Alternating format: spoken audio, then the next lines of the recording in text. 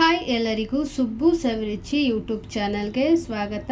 ಇವತ್ತಿನ ವಿಡಿಯೋದಲ್ಲಿ ಮಸಾಲ ವಡೆ ಮಾಡೋದು ಹೇಗೆ ಅಂತ ತೋರಿಸ್ಕೊಡ್ತಾ ಇದ್ದೀನಿ. ನೀವೇನಾದರೂ ಈ ರೀತಿಯಾಗಿ ಮಸಾಲ ವಡೆ ಮಾಡಿದ್ರೆ ಎಲ್ರಿಗೂ ತುಂಬಾ ಇಷ್ಟ ಆಗುತ್ತೆ.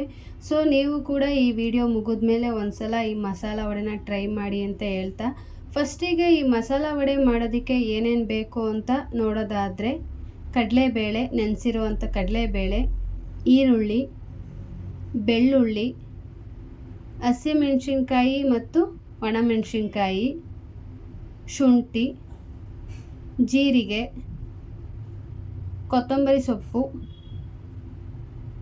ಮತ್ತು ಕರಿಬೇವು. ಇಷ್ಟು ಇಂಗ್ರೀಡಿಯೆಂಟ್ಸು ಈ ಮಸಾಲ ವಡೆ ಮಾಡೋದಕ್ಕೆ ಬೇಕಾಗುತ್ತೆ.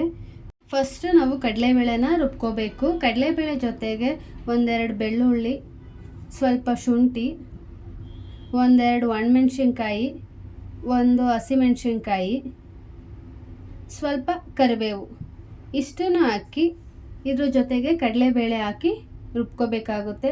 ನಾನಿಲ್ಲಿ 200 ಗ್ರಾಮ್ ಅಷ್ಟು ಕಡಲೆಬೇಳೆನ 1 ಅವರ್ ನೆನೆಸಿ ರೆಡಿ ಮಾಡಿಟ್ಕೊಂಡಿದ್ದೀನಿ. ಕಡಲೆಬೇಳೆನ ನಾವು ಸಣ್ಣದಾಗಿ ರುಬ್ಕೋಬಾರ್ದು, ಸ್ವಲ್ಪ ತರಿಯಾಗಿಯೇ ರುಬ್ಕೊಂಡ್ರೆ ವಡೆಗೆ ಚೆನ್ನಾಗಿರುತ್ತೆ. ಈ ರೀತಿಯಾಗಿ ಒಂದೊಂದು ಕಾಳು ಇರೋ ಥರನೇ ನಾವು ರುಬ್ಬಿ ಎತ್ತಿಟ್ಕೋಬೇಕಾಗುತ್ತೆ. ಕಡಲೆಬೇಳೆ ಎಲ್ಲನೂ ರುಬ್ಕೊಂಡಾದಮೇಲೆ ಇದಕ್ಕೆ ಸಣ್ಣದಾಗಿ ಹಚ್ಚಿರೋ ಅಂಥ ಈರುಳ್ಳಿನ ಹಾಕೋಬೇಕು.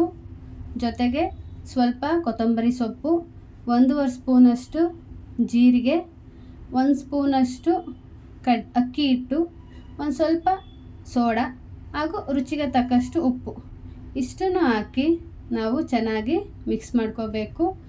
ಇದಕ್ಕೆ ಯಾವುದೇ ರೀತಿಯಾಗಿ ನೀರು ಹಾಕ್ತಲೇ ಹಾಗೇ ಮಿಕ್ಸ್ ಮಾಡ್ಕೋಬೇಕಾಗುತ್ತೆ.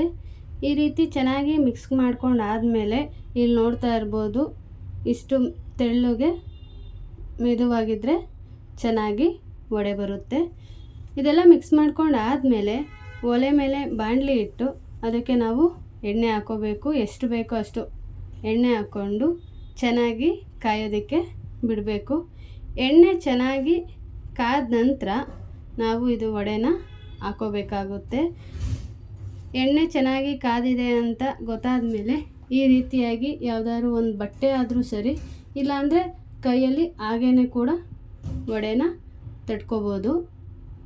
ತುಂಬ ತೆಳ್ಳಗೂ ತಟ್ಕೊಂಡ್ರೆ ಚೆನ್ನಾಗಿರಲ್ಲ. ಒಂದು ಮೀಡಿಯಮಲ್ಲಿ ವಡೆನ ತಟ್ಕೊಂಡು ಎಣ್ಣೆಗೆ ಬಿಡ್ಕೋಬೇಕು.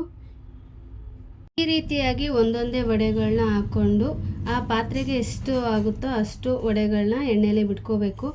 ವಡೆ ಹಾಕಿದ ತಕ್ಷಣವೇ ಅದನ್ನು ಬಾಡ್ಸೋಕ್ಕೆ ಹೋಗಬಾರ್ದು. 1-2 ನಿಮಿಷ ಬಿಟ್ಟು ಆಮೇಲೆ ನಾವು ಬಾಡಿಸ್ಕೋಬೇಕು. ನೋಡ್ತಾ ಇರ್ಬೋದು, ಇಲ್ಲಿ ಕಲರ್ ಚೇಂಜ್ ಆಗ್ತಾಯಿದೆ. ಈ ರೀತಿಯಾಗಿ ಚೆನ್ನಾಗಿ ಬೇಯಿಸ್ಕೋಬೇಕು. ವಡೆ ಗೋಲ್ಡನ್ ಬ್ರೌನ್ ಬರೋವರೆಗೂ ಎಣ್ಣೆಯಲ್ಲಿ ಚೆನ್ನಾಗಿ ಬೇಯಿಸ್ಕೊಂಡ್ರೆ ವಡೆ ಕೂಡ ಕ್ರಿಸ್ಪಿಯಾಗಿ ಚೆನ್ನಾಗಿರುತ್ತೆ ಆ್ಯಂಡ್ ಕರೆಕ್ಟಾಗಿ ಬೆಂದಿರುತ್ತೆ ಕೂಡ.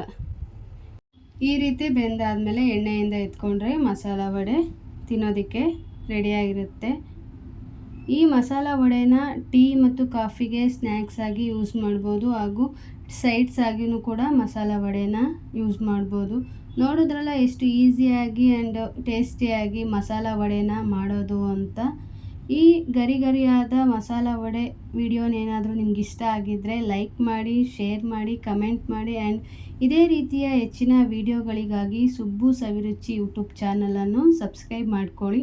And thank you for watching.